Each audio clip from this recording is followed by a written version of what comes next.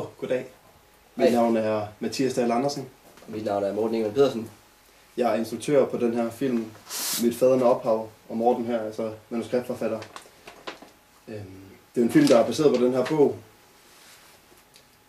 100 års ensomhed af Gabriel García Márquez.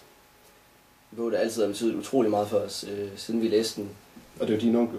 Ja, det mener jeg. Altså ikke bogen. Altså forfatteren selvfølgelig. Og den, ja, selvfølgelig, den har altid været meget nær, fordi det er min onkel, der har skrevet den, men udover det, så er det sådan en fantastisk bog om stort set alt i livet.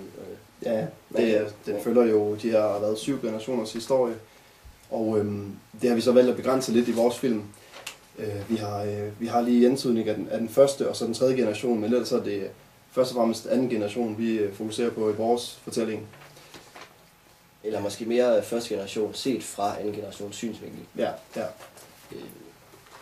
Men det er som sagt en bog, der altid betyder noget for os.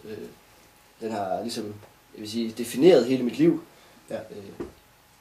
Mange tror, det er en fortælling om alle de valg, man træffer i livet, men det er i langt højere grad en fortælling om alle de valg, man ikke får truffet. Ja, altså de fravalg. Ja, fordi hver gang du tager et valg, så fravælger du måske 1000 andre muligheder. Altså hvis du går i Netto for at handle ind, så fravælger du ikke bare Fakta og Superbrugsen. Du fravælger også at gå ud og møde en person, der måske kan ændre dit liv. Men du vælger at handle ind i stedet for. Altså, hvorfor gør du det? Hvad er der galt med dig? Ja, præcis. Hver gang du vælger at gå i Netto, så fravælger du jo resten af verden. Selve resten af din virkelighed. Verden er jo så stor, og der er så mange mennesker i den. Der er så mange mennesker, der kan ændre dit liv. Hvad venter du på? Gå ud og møde de mennesker. Og det er det, den her handler om. Fordi det er en person, der gjorde det. Min far, eller ikke din far, din onkel, gik ud og ændrede verden. Ændrede sit liv. Og personer, han mødte, ændrede dem. Mm-hmm.